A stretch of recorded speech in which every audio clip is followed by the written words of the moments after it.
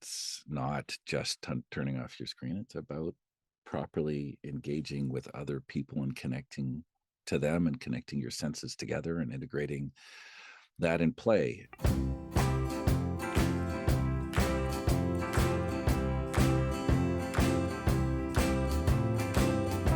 Hi, this is Rusty Keeler, and you're listening to the Play Nature Podcast, where we talk about play, nature, playing in nature, and the nature of play. I'm glad you're here. Let's have a listen. Hi, Adam. Hey, Rusty. Hey. Nice to see you again, man. Hey, great to see you too.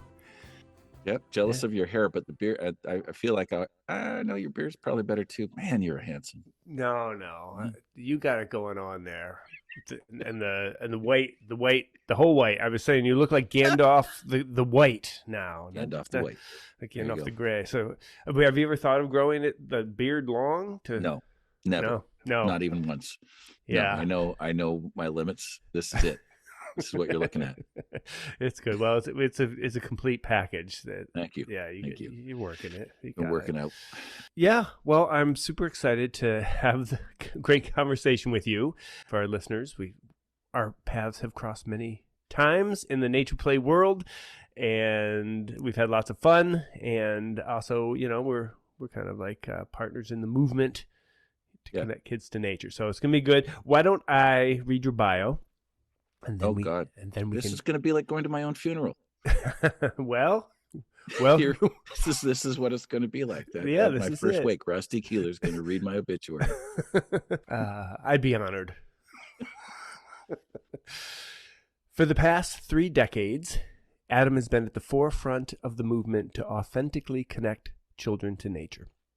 He has traveled globally to collaborate on the creation of over 4,000 natural parks and playgrounds in Europe, Australia, New Zealand, Indonesia, Canada, and the U.S., and to teach about the connections between human health, child development, environmental regeneration, and play in nature. His teaching style combines rich data and storytelling with a large dose of irony and sarcasm earned through years of fighting for the obvious. In 2023, Adam stepped down as CEO of Bienenstock Natural Playgrounds to launch the Regenerative Foundation, dedicated to funding and creating a forest at every school and ensuring teachers have the tools and training to use it. Renature is currently working with 2,000 public schools in Canada and 2,500 more in the U.S. to make this reality across North America. Adam lives and works at the nexus between natural playground design, soil health, gut microbiome, outdoor education, risky play, and the key role that our senses play in connecting it all together. That was a lot. Yeah. That was a lot. Yeah. And that's still scratching the surface of this guy's journey. Half those places I've been with you. I know. It's funny. I was on like a speaking tour in Australia. I think it was like 2017, and one of the stops, suddenly there you are, Adelaide. That's right. Yeah, with more people in the nature play design community. Yeah, all of us pushing that same rock up the hill. Yeah. So you have been pushing that rock for a while now. You've been in this movement. Yeah. And then you were one of the first people. Like the Nature Playscapes book was like one of those books that you looked at and went, "There's someone who's actually writing about this stuff, who's been thinking about this stuff, and who I completely agree with." Though it was like a breath of fresh air seeing that. But yeah, this has been around for a long time, and I don't know about you, but I vacillate between thinking, wow, we are making so much progress, to sort of depths of despair going, oh my God, we got so much more work to do. I can't believe I'm having some of the same conversations that we had, 30 years ago and doing the same battles.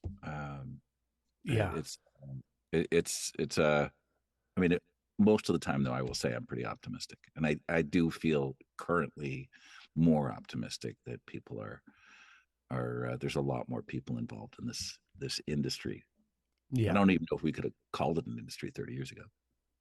Right. Right. It was just a few, people. Crazy people. Yeah, a few crazy people. Uh, Yeah. yeah. First time I saw you was actually in a dream. I remember you saying this Yes, and made me very nervous. I know. I remember saying it to you, and you were like, "What the heck?" Hi, nice to meet you. You were Yeah. just in a dream of mine. But there you were preaching by the riverside Mm, under a weeping willow, and so it's kind of what we've been doing all these years. So you were doing it even back then, and it is interesting, like you said, like uh, you have that feeling of like, wow, we really have come a long way in yeah. that time, and yet it's when we are saying it to new people, there that can be hopeful too, because it's like, okay, people are coming online every generation. There's more people having ahas and all that kind of Yeah. stuff. Yeah, But for but sure. it is like you said, it's stating the obvious. Tell us about that. Like, what do you say over and over? Oh, I mean, there's no question that, I mean, the research that was out there. So I was really lucky. I mean, I grew up, my father is known as the father of mucosal immunology.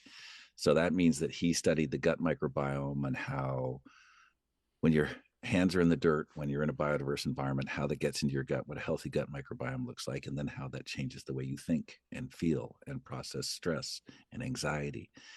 And that work was established in the 60s. Dad was Hmm. working at Harvard when I was born in Boston. And so, flash forward to today, it's still the same message, like getting your hands in the dirt, cutting that barrier between real, explicit, visceral experience in nature is the thing that's going to change the way you feel and the way you process and your health and your ability to learn and understand and show empathy. And those things are physically connected through that microbiome. And that was dinner time conversation for me when I was growing up. That was normal. Uh, I'm a gardener with an immunologist as a dad and a psychiatrist as a mom, and they're all the same conversation. So I was kind of, wow. so what I talk about is exactly that the more petrochemical barriers or caps that we put on our land that disconnects people from land is the enemy. And whatever we do has to be about how do we get a stronger and stronger dose of that microbiome, that interaction, that energy transfer between humans and the land that we live symbiotic with, well, that we are trying to live more symbiotically with.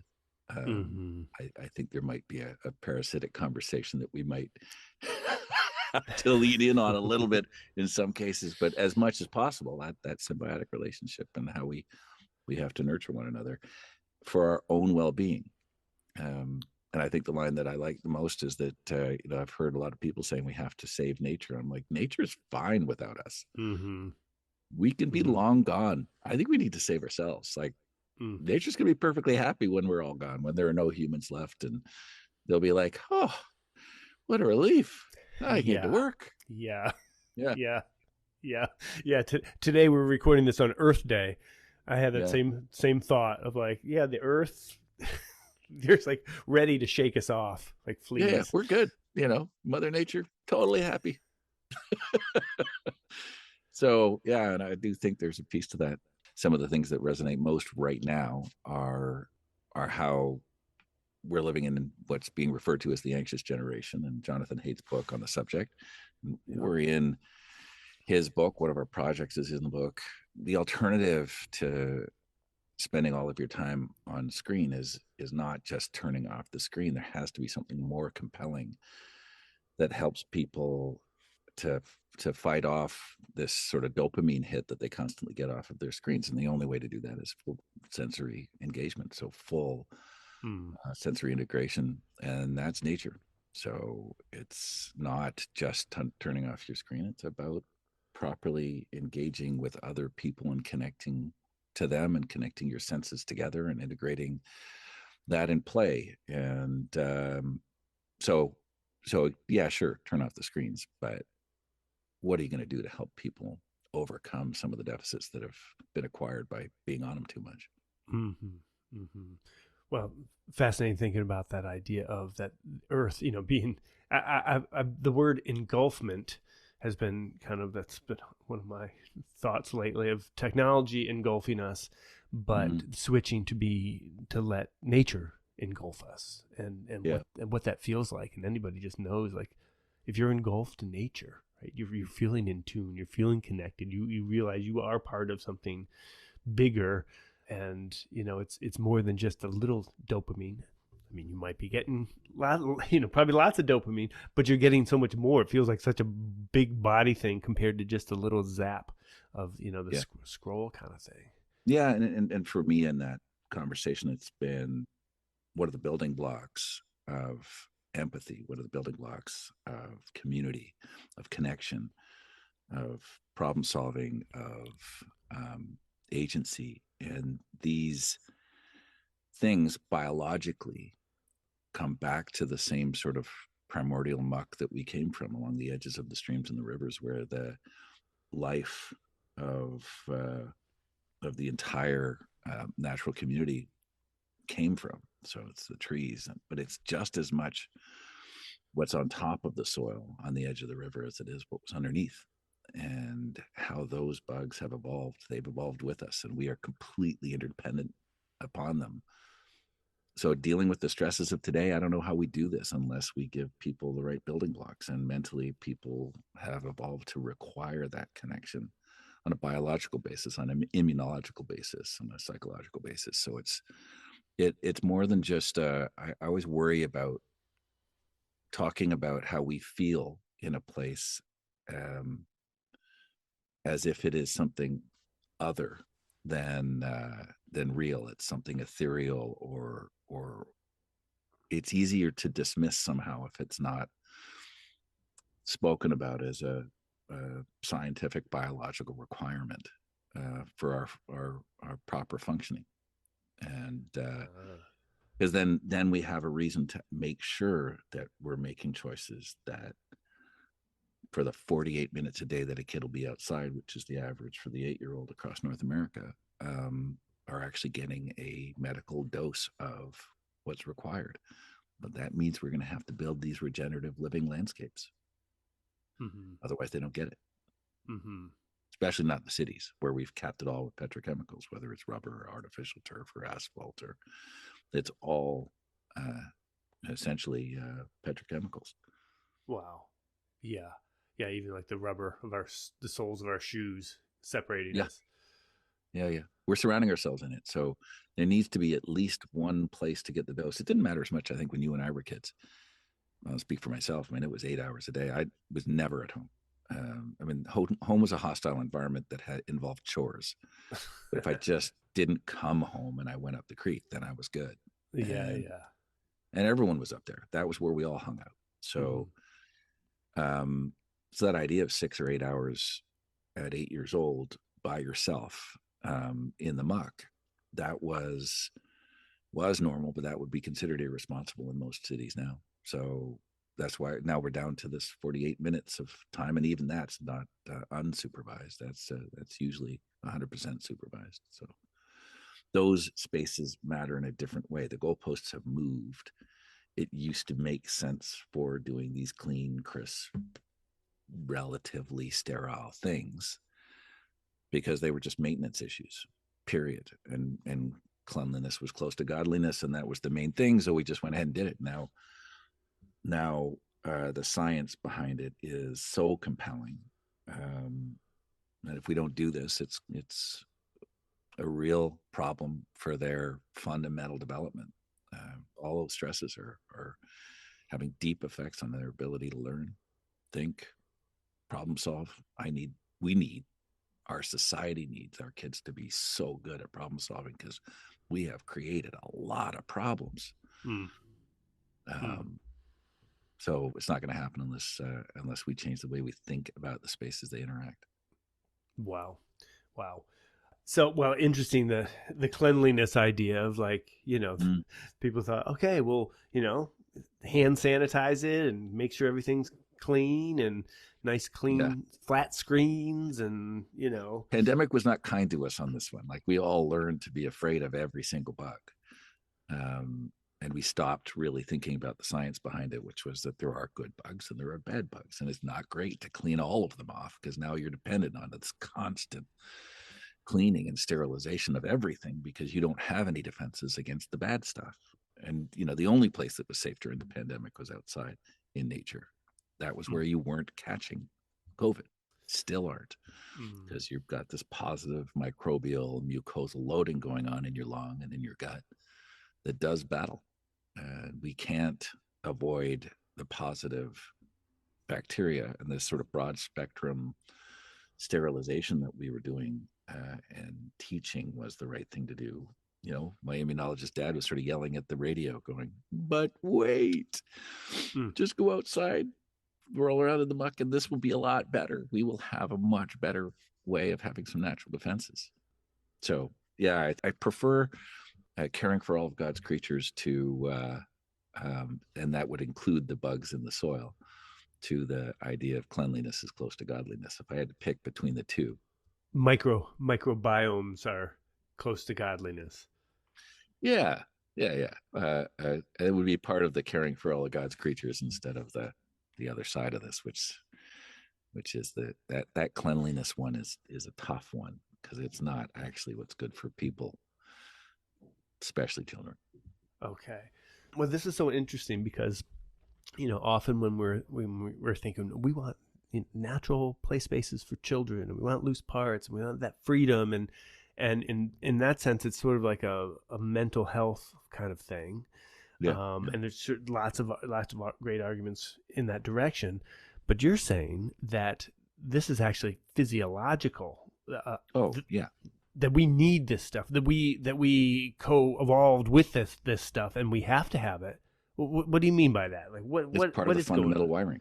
It's part of this fundamental wiring. So it turns out that one of the things that my father was studying was PTSD and the effect of these gut microbiome bugs that come from healthy soil microbiomes, biodiverse environments in particular. And he was tracking those specific bugs using giant magnets and MRIs that were very complicated and algorithms for studying their effect. And he could track those bugs into the gut and then track those pathways, mucosal pathways. That's a bug communicating to a bug, communicating to another bug on its way to your brain, and then its effect. So he isolated bugs that had an 87% improvement in the bullying rates amongst, these are anxiety, stress indicators, bullying, aggressive behaviors, even injury rates are tied to the fact that we're not processing stress well. They're really good indicators that we're not processing stress well. So it turns out that you can actually change those stats through the gut microbiome. And he was doing, at that time, ages ago, tracking rats, and rats that had PTSD, smaller, weaker rats being and aggressive rats. And they would stop eating at a certain point. And then he could feed them these bugs, and these bugs would change the way they dealt with PTSD. They got better. And when he figured that out, the pharmaceutical companies basically dumped him for so he ended up, for the last part of his career, being funded largely by the U.S. Army for this work, because it turns out that it had a better effect on PTSD than the current drug formulations. Wow. And this is what we're inducing in our kids through the anxieties of this age and the stressors of screen time and the isolation and the sensory deficit that comes with it, because we're also peeling back the biologicals, these things that live in the environment that have been symbiotic with mankind since the dawn of mankind. And the stripping away of those strips away your defenses, your ability to handle stress. And so we're seeing, if you talk to any superintendent, I mean, I know you do, we're seeing this crazy hit. Ask a superintendent or a principal what the most difficult thing is that they deal with every day. And it is bullying, aggressive behaviors, a lack of being able to sit and attend and pay attention, attention spans that have dropped to next to nothing, parents with the same issues, lack of patience, stress, anxiety, anger. That environment is unbelievably difficult to be a principal in right now. And all of that stuff is exponentially worse than it was even a decade ago. And this comes back to the environments that they're in as a key building block of how you would change their behavior. At least we're starting to pull the screens off. The problem is we still don't have the building blocks in place for them to have that healthy gut microbiome that would change their mucosa, that would change the way they feel. And you can cut the vagus nerve, and that communication still happens without our nervous system. It is literally the bugs talking to the other bugs through your mucosa. Healthy mucosa is a key sort of construct underpinning of mental health. Whoa. Okay, let's back up for a second. Sure. This is incredible. Could you describe, when you say bugs, and could you go back to like microbiome for, what is that exactly? So, if people think bug, talk to bug. You're not talking about ants and ladybugs. Yeah, it's the roly-polies. Yeah. But they will save the world, roly-polies. We know that. Yeah. So if you look at so if you go to the forest, yes, the question is, how is that forest? They're continually just regenerating itself. Mm-hmm. What is that duff layer in the forest made of? What is that thing that is breaking down all of the stuff that falls from the trees, that grows, the nitrogen that's fixated from the air, and these tiny little nodules in some of those roots that replenishes that, where we have different generations of forest that come back. All of that stuff, if there was a fire, there are things that happen in the forest, and it is that living soil microbiome that sort of brings it all back. It is the mycelium, the fungus. Mm-hmm. It is the mycorrhiza. It is the tiny little bacterium that sits in nodules on roots that actually assists in fixating the nitrogen from the air into the soil. And then it's these other bugs that then feed on that stuff and eat and decompose all of that duff layer. And that stuff actually has to be active and moving around in there in order to produce enough of a breakdown that the plants can actually eat it. And then those plants can grow healthy again. But the alternative to that is that we just dump fertilizer into the soil, which actually kills off that whole system. Oh, geez. And that nitrogen is like, it's like pouring salt into your soil. That's in fact what it is. And it's a petrochemical process to actually produce this stuff. And then it's big business. But now without a living soil microbiome, it actually cannot break down anything on its own because we've killed off that whole thing. Well, it turns out that all that stuff that's alive, that's creating that compost, that's breaking down those various different chunks of organic matter into something that plant can now feed on, that same stuff is important for our gut microbiome because it changes our mucosa and changes the way our brains work through the gut-brain connection through that mucosa. It also works through the lung, through mucosal loading, so it floats in the air in these areas. So that's the stuff that I'm talking about, that tiny little stuff. And that's also the stuff that does 60% of the drought resistance for that forest. It does 60% of the carbon capture in the forest, not the stuff on the top, not the leaves, but the actual soil microbiome is the stuff that's capturing most of the carbon, more than above. So if we're going to have, it turns out, of course, you end up saying, you start realizing that for me, the aha moment is that the climate solution is the same solution. It's why we ended up in building regenerative forests, and why we founded our own national charity, Renature, is because out of all of the work that I've done, the most important stuff has been planting enough of a forest at a school within the fence with all of the components required for that regenerative soil, that living soil microbiome, so that those kids can go outside and play in a forest as part of their everyday, and not have to go on a field trip to some exotic place outside of the school, but to do it there. And that seems to have a better effect on those children then and on their well-being than simply putting just a playground in, and especially if that playground's sitting on a artificial petrochemical based surface. Yes. um, and Yes. so it's all about that regenerative soil. How big a forest do you need? What do you need to seed this with? What are the basic components of a living soil microbiome so that it can waft its way back into our system through the air, just by having it on our fingers, through our skin, when we're picking up stuff, and then put it actually literally, we lick our fingers, we touch our face. When those things happen, it changes the gut microbiome for the better, and it sets them up for all kinds of improvements in their health. There's all kinds of immunological studies on this. One of my favorites, one called the Helsinki Alert, whack of immunologists getting together to say that nature deficit disorder is real on this biological level. Mm-hmm. Mm-hmm.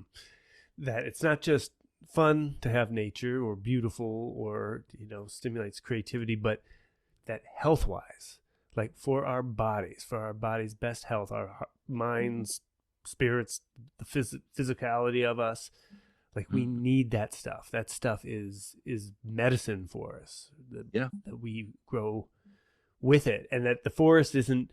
It's not just the trees.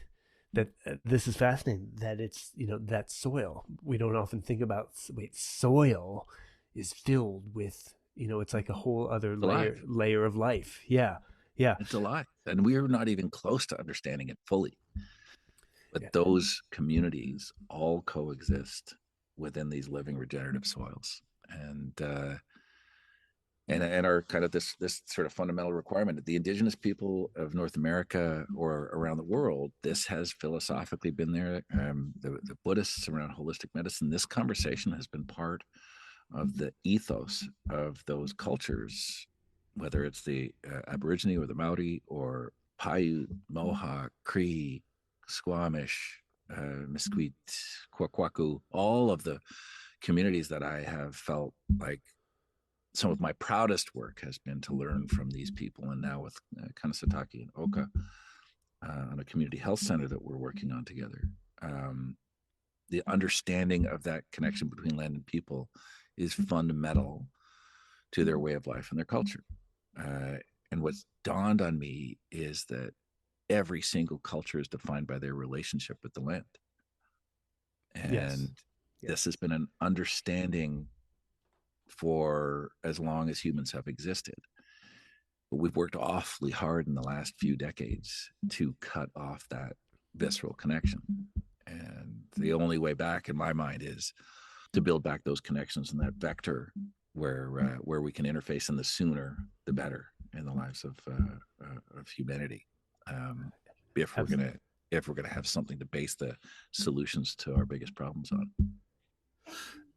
That's incredible. So this is really fascinating. Okay, so as a person who believes in children and nature play, and for all of us, and I know for myself, my own health, and we've been sort of hearing it. The Reader's Digest version of like gardening is good for you, and dirt on your hands is good, and it's kind of flipping the cleanliness idea. But it is kind of blowing my mind, that idea of like when I think about like the top 6, 8, 10 inches of like the forest soil, the forest floor.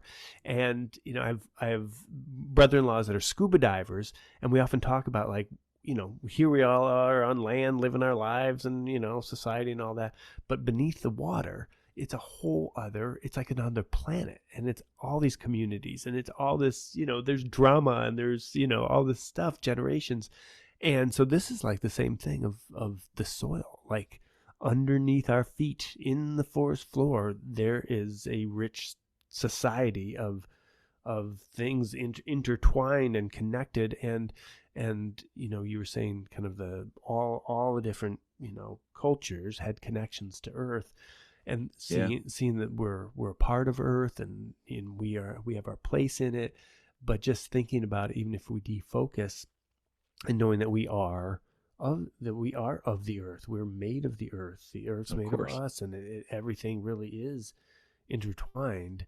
And so this is fascinating that we need it on it's part of our body, the Earth's body, Mother Earth. It's no joke. Yeah. No, and the science is the last thing to catch up. It's not like the science is new.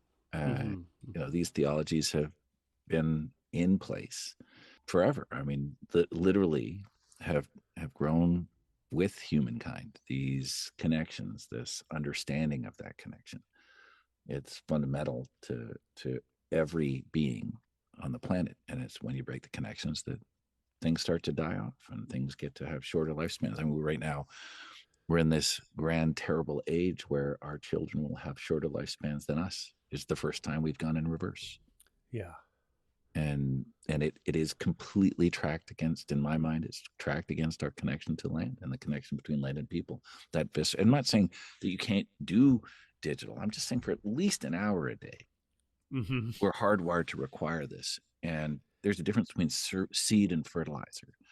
What I mean by that is seed is the gut microbiome that you inherit from your parents.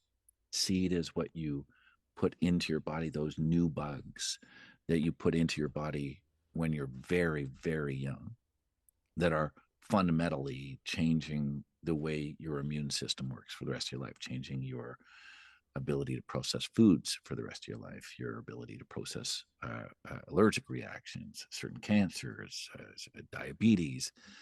There's one study that showed that the type 1 diabetes, a better predictor of type 1 diabetes than food when you're 30 is soil and gut microbiome before you're 5, Wow.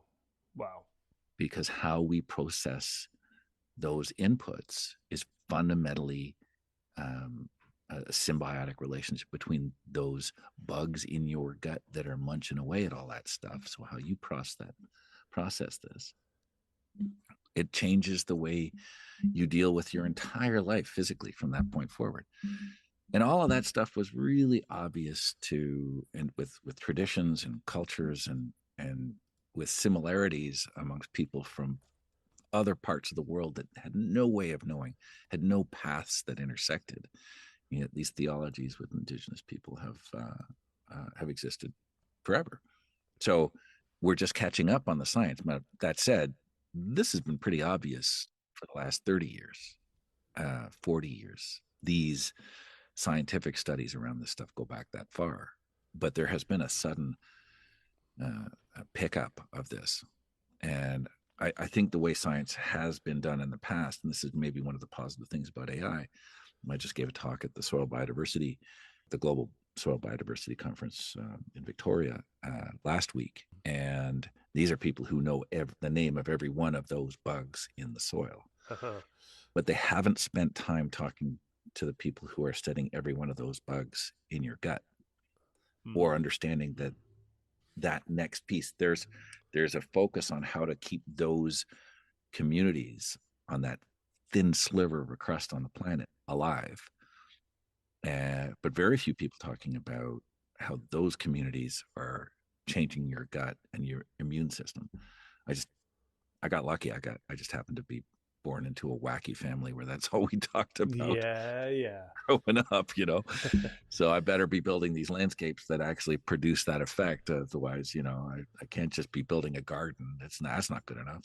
So I ended up Yes. building botanic gardens using the stuff that my dad was studying. It was all intertwined: mental health, physical health, immune system health, drought resistance, water retention, carbon capture, thriving gardens that grow 5 times the speed of the others that other people were building. All of that's tied together to the same bunch of bugs, the same bunch of bacteria and fungi.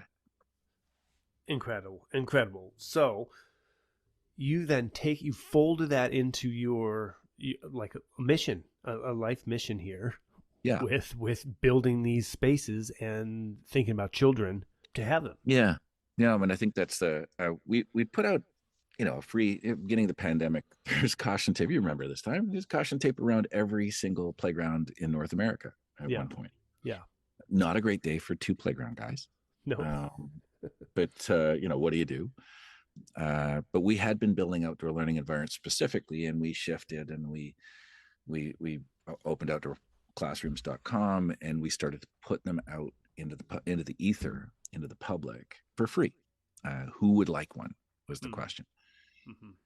And we went through a learning model and tried to figure it out through Meta and Google and analytics and everything else. So we did like a social push. And in the first 2.5 months of offering outdoor classrooms with the forest for free, we had 10,500 applications for outdoor classrooms at public schools across North America. Yeah. Which is bonkers. Like, it's impossible. Yeah. That's kind of whittled down to which principals are willing to sign a contract with their facilities managers saying that if we can fund this, will you allow us to come and give it to you? And that was the underpinning of Renature, which was to figure out how to do this. And the most important part of that is not a playground. Sadly, it is as a playground guy. What we're discovering is that the bulk of that effect, now putting a playground into it, now you got special sauce and something amazing. Sure. But the fundamental first piece has to be that regenerative forest that doesn't require us working on it over and over and over again. So how do you produce the kind of soil from these inert surfaces that are in most schools to make them fully alive so that they can help that forest grow and survive? And then we can put an outdoor classroom into it, and then we can start to talk about a playground and all those other great things. But the most important piece is that. And unfortunately now it's also a piece, the other piece of that Renature Foundation is to provide the mentorship for teachers. And I know you do this all the time, how to get teachers to understand how to bring their kids outside, because we have an entire generation who did not live the way I lived that are teaching now. So it has to go along with mentorship for the teacher, mentorship for the facilities manager, which is mostly, please don't come here and mess this up. Don't show up with your weed eater. Just let the weeds grow, please. Right. That's right. But that requires education. And so we're part education, but the fundamental first step is building a forest. That's it. So that's amazing. So just a couple things here. So that's kind of a pivot from just thinking natural playgrounds. We're going to do, connect kids to nature in that way. This is diving deep into your history, the knowledge that you grew up with, and the ancient knowledge that we are connected to these microbiomes. We are connected to the soil and the prairies, and that stuff is in us, and we need that for health. We need that for mental health, physical health. It affects our lives. Children are cut off from that, and so the idea of what if we're just growing that, and the idea of schools too. I mean, especially if you think about not some children are lucky and they have little bits of nature near them, or they have a backyard, or they're near something, depending on how often they go out to it. But just like thinking about supporting play, where are the children? They're at schools, and schools often have land. And so the idea of switching the thinking to say, wait, we want to create these places at schools and forest, the pivot to a forest. I think that is really fascinating. Yeah. Yeah. Now I got to give a shout out to someone we both know, Sharon Danks. Yeah, for sure. I was going to bring Schoolyards America. I mean, Yep. Asphalt to Ecosystems was a pivotal book, as well as yours, and she has been unbelievably influential in this world, doing amazing work across the U.S. and in California, and she's certainly one of my heroes on this. Me too. So Me too. My work around scale on this is, how efficiently can we produce this? What are the fundamental repeatable steps? And there's a whole other world of how do we ensure that in a warming climate, where we know it's going to be plus 2-3 degrees Celsius over the next 50 years, which trees are the right trees? It's not as simple as just what grew here before is what we're going to plant now. We have to be thinking in terms of regeneration, even how you plant that forest. There's a horticultural piece to this where you have to be planting the things that will grow here in this climate, but will survive this added heat in 50 years. So what's the point of doing all of this if it's all going to croak in the next 20? Yes. That secession of trees. I mean, if you look at the images of their maps, the interactive maps, so you can see over millennia, you watch the borders of different types of forests, and they move all over North America. The ice age comes down and pushes that forest lower, and through the generations, the seeds at the southern end of those all, and then the ice retreats, and now it starts to go back up north again, and you watch all of these forests move around the world, move around North America on these maps. Mm-hmm. And you realize that used to happen over millennia. And it's not like those trees and those forests walked there. They grew, Yeah. lived their entire lives, and died. And the next one of these literally millennia that they Yeah. grew. Yeah. Well, now those changes are happening in 10, 15 years. So it's not going to happen through natural process. We are going to have to supplement a secession plan. And so part of this is also a climate conversation. What are we going to do to produce shade? I look at most of the schools, Mm-hmm. and most of the trees that they have are outside of the fence, and they're Yep. shading the sidewalk or the parking lot. Yep. And I'm sorry, I don't care. I don't care about the sidewalk. I don't care about the cars, whether they got nice shade. Mm-hmm. We got to start planting those forests inside the fence if we're going to have any of this effect. And we have to start to think about field trips in their own playgrounds, in their own schoolyards, as opposed to field trips, meaning that you're going off site. And that's these little doses that they can get all day long for loading. And then there's a whole other world of what do you need to produce at scale in order to plant these trees at scale and have them survive the impact of all those little kiddos and the compaction that goes along with that. So we've ended up now building a biochar production facility A what? specifically to help with the soil microbiome. So we're producing now some of the at some scale, some of the key ingredients for the living soil microbiomes that are going to help these communities of bugs survive. Oh And all wow. of that Like started with just wanting to have kids play. oh my god. So like a nursery for the bugs and the Exactly. So soil. there's what is the housing for this? So there's this really cool stuff that's been in the ground for hundreds and hundreds of years called biochar, and this is ancient wisdom again. It is essentially, yeah, ish charcoal, and there's activated or charged biochar, and you take that charcoal, those chunks of that stuff that would have come from maybe some of the offcuts of some of the stuff that we produce on the playground side, out of logs that are being sustainably harvested.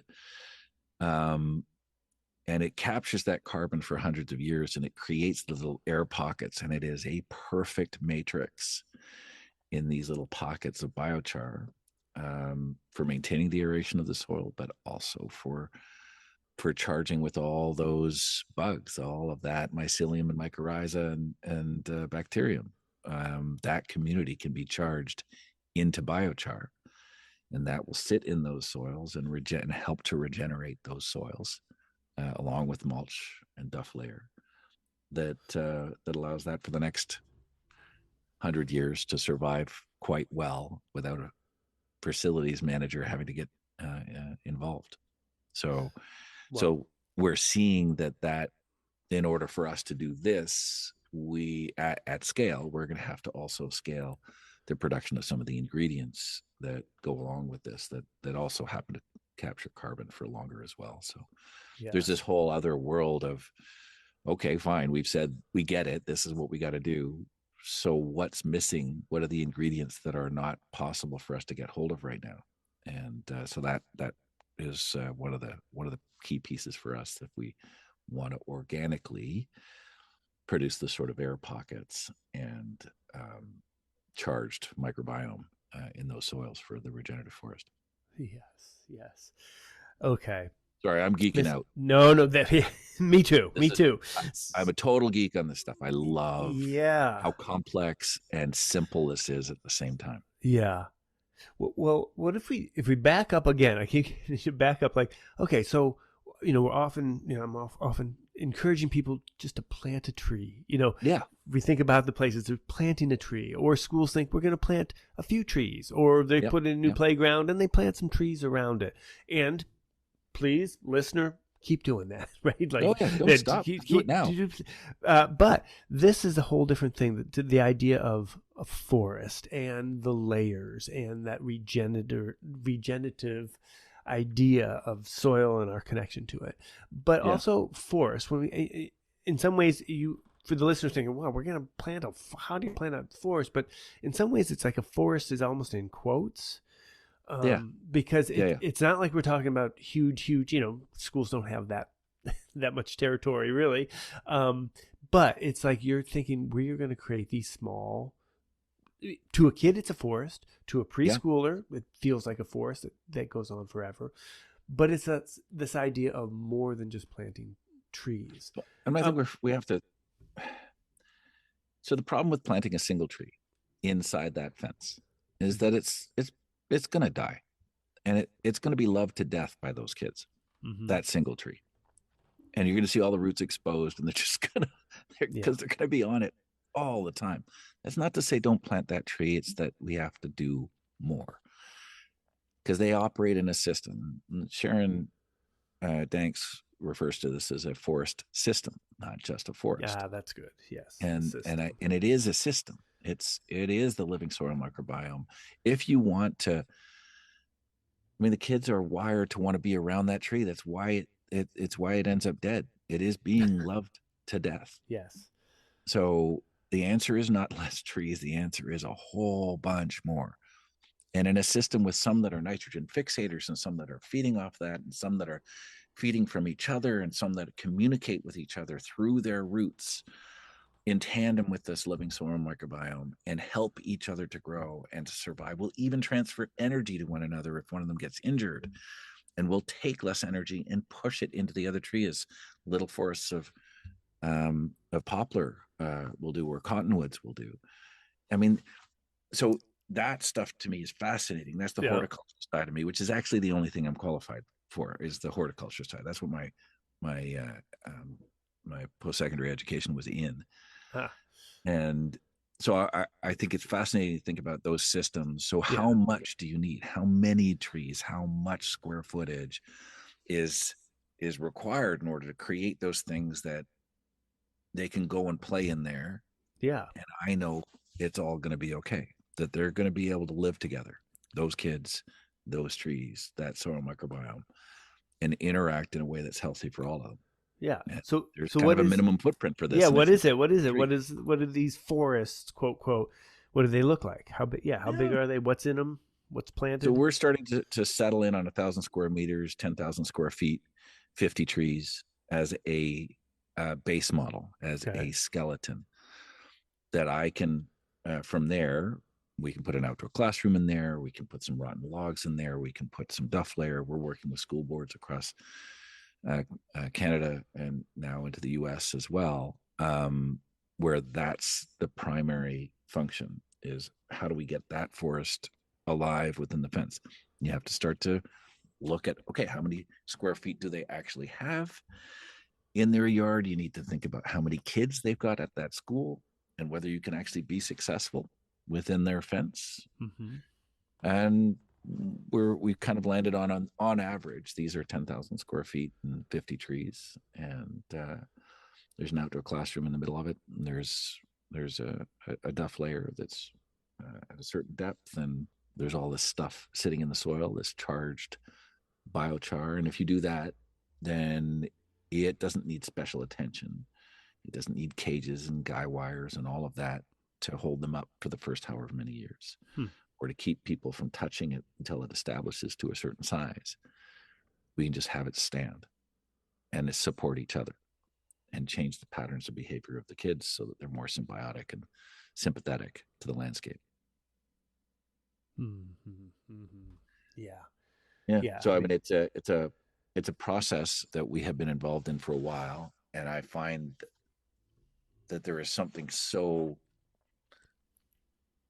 similar to how we work with kids to to change the way they behave in response to a new landscape. I know for you, Rusty, you think about the topographic change, the type of plant material, the path of travel, and how we get them to move in one direction, or the gathering spaces, the social spaces, the places for gross motor, but the places also, and for risk, and then the places also for social and fine motor and loose parts. You consider all of those things when you're designing. Yeah. Yeah. Um, it's similar when we're thinking about that community of trees and shrubs that support that stuff. There's this whole other social strata and various different things that have to happen that we have to apply to it. So I'm fascinated by how that works in natural systems without kids, and then how those kids impact those systems. I have always thought of it first through the lens of what's best for the kids. Now I've kind of got these dual paths: what's best for the earth and for that forest, and how will it negatively or positively affect the kids, and how will the kids negatively or positively affect the natural system. So what do I have to do for both in order to get there? I end up mentoring teachers and mentoring and playing with kids as much as I end up mentoring facilities managers and playing with the soil microbiome. Mm-hmm. They're parallel courses now. Mm-hmm. Mm-hmm. Amazing. Do you have a favorite when you think of the school forest projects that that you're involved in? Is there a a visual what it's like for us? And yeah. There are, for sure. There's favorite clients who seem to understand that. So our conversations with the Royal Botanic Gardens in Canada have been fascinating, and around taking a forest that's pretty depleted and turning it into something remarkable, and adding play to it, and doing that sort of full version for acres. And in the US, I think working with Zion National Park on the new Discovery Center to build a regenerative forest where it once stood, and a Discovery Center for the national park on the east entry. It's the sort of last new Discovery Center for a relatively barren entrance to a national park, to one of the most spectacular places I've ever been. We have the privilege of working there with Paiute and with the national park system and with the rancher who owns the land, and the charitable entity that's accepted the land and is now managing that group. I think that connection, that complicated connection and social structure that comes out of a place like that at Zion, with that deep, rich natural history, mm-hmm. is a fascinating thing to mix with the soil microbiome and the regenerative forest that gets rebuilt there, that once stood there proudly before it was sort of logged out, turned into ranch land. Yeah, so I'm more fascinated by the ones of the future, the ones that we're going to save. There's a small project in British Columbia at a school where we're building a whole regenerative forest that is right now so depleted. There's another in Silicon Valley at Nueva School that we're working with that is fascinating, 33 acres of old growth forest in San Francisco and Silicon Valley that's just years of being almost taken for granted because it was so lush, but incrementally has become less lush. And how do we bring that back with play at its core? I find that stuff just fascinating. And but the most rewarding and biggest impact I'll have in my life is going to be building these forests at public schools for people who can't afford it. No question. That's the most impactful work of my life. So you are helping to fund. You're bringing funding to. Yep. Yeah. So we're doing it in several ways. Some of the projects from the business help to fund this. Okay. When we're putting in logs, we oblige through the budgeting process our clients to pay for a 7-to-1 replacement of any tree that came down. Even though the trees that we're bringing to this are mostly urban forestry, where the trees were already coming down, we're saving it from the chipper, saving it from becoming firewood. Mm-hmm. But that said, we're forcing them to do that. And for the most part, people tend to plant them at their own place. But a lot of that 7-to-1 becomes part of the Renature program, where it gets donated back and funds these regenerative forests. And now I spend my time running around trying to figure out how we're going to get corporate and government support so that we can do more. The demand is there. There is zero question that the demand is there. Yeah. It is thousands of schools that have contacted us and it's overwhelming, because there's no way currently that I have that could fund all of it. But it's it's an interesting little mathematical problem to figure out, and it's starting to gain some momentum. And I'm proud to say that we're into the hundreds now of schools that we're directly scheduling, and starting to buy in some serious bulk when it comes to the number of trees and the types of trees and the areas we get to work with. And school boards are starting to help with some of the funding now. So I see a real future in it. Yeah, for sure. That is incredible. I just saw that recently that there is a new bill in the United States, federal government, revitalizing America's schoolyards. Yeah. That could have. Would that be an effect on this movement? Would that be helpful? I would hope so. Yeah, I would hope so. I mean, I think the best work. I can't. There's no way I can take credit for like coming up with this as if it's something new, when most of that heavy lifting was done by Sharon Danks, and who I've been sort of proud to be a friend of for a long time. Yeah. I drank the Kool-Aid, and I've watched that legislation flow through, and think some of the things that you're seeing now are all based upon that model that she's developed with CAL FIRE for planting forest systems at schools, and really thinking about what works and what doesn't work. I think there are more and more people, more and more organizations starting to jump on board to do this. So I don't think that we'll be the only ones. And I would love to be able to find that with something like that legislation, there's going to be funding that follows. But I'm a realist. Yeah. No way am I, and I am impatient. You know this about me. I am not a patient man. So let's good. So it's just it's full speed ahead to try to figure out not how we pick off one more, but how we pick off another 100. I think about it in my head in increments of 100 schools that couldn't afford this without us doing it. If you want to know where the schools are that have the least amount of money, you just look on a map and look where the least number of trees are, because that's the impoverished areas across the United States. Mm-hmm. If they're treed, generally speaking, that's the wealthy areas. So I don't believe that the work of Renature is to help with that. The work of Renature is to help where it's the lowest quartile for per capita income and for per capita canopy. So that's where the work is. Yeah. Well, that's beautiful. So important. People can find out about renature.org. Yep. If there's elementary schools that want to sign up, and keep the next 100, get on the list there. How about just to end, for people that might not be elementary schools, but that are digging this idea and want to do a rich, quote unquote, forest, even in their small preschool, even in their backyard. Yeah. What do you suggest? What are some tips? Yeah, I mean, I think so. First, our work, while we do elementary schools, just to be clear, it's up to grade 12. So this is all for JK to 12. But great. In the gotcha. For someone that wants to do this, I don't think it needs to be as complicated as what I've just explained. Mm-hmm. You want to get a bit of organic material into the soil, and you want to plant a group of trees. And or a group of multi-stem shrubs. If it's in your backyard, multi-stem shrubs that are 6 feet tall are freaking awesome. Mm-hmm. And a clump of those is a whole world for your kids. As simple as a clump of service berries or a clump of a pussy willow.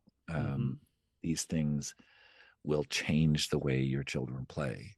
But a group of them instead of a single one, and multi-stemmed, not lollipops, because we want to deliver the experience to them where they can touch and feel fruiting better, Mm-hmm. smelly better. Even it smells gross. Awesome. Mm-hmm. Mm-hmm. There's a Crataegus tree that smells like death that I think kids freak out about how cool that is, that it smells like death. Yeah. But it attracts flies for pollinators.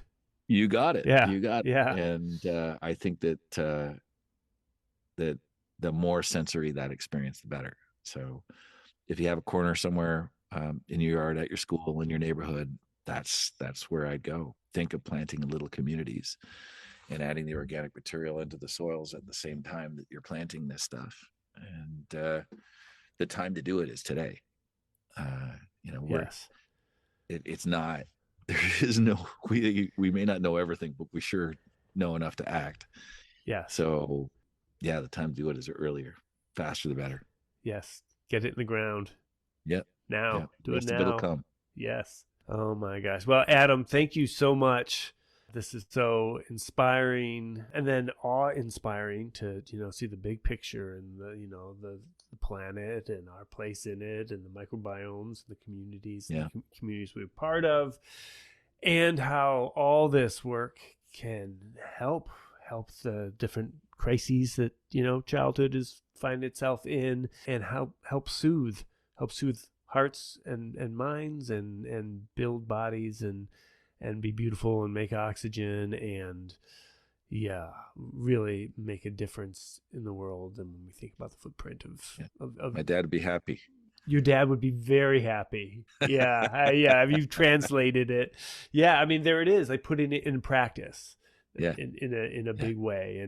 And you've been doing that for so many years. I think about the footprint of these forests, but I also think about the footprint of your life, and all the places and spaces that you've had an effect on people's hearts and ideas. And it's an incredible legacy, and I'm so excited that it's going You've full been a power. big part of that journey for me, man. I got to tell you, without your push into this and helping to sort of define that, I mean, each of us have done, this, for me, I think the work, the written piece was most important, was the systematic literature review on risky play. And all of this is a continuum. So I really appreciate you, man, for the drive, and for keeping this all at the top of people's minds. It matters. Yay. Thank you. And all the work that the listeners are doing out there too. We're all in it together, and we all have a role to play, and we're all making it's an army, man. There's an army. It's true. All right. Thanks for being here. Look forward to hanging out next time. Yeah. Look forward to seeing you somewhere.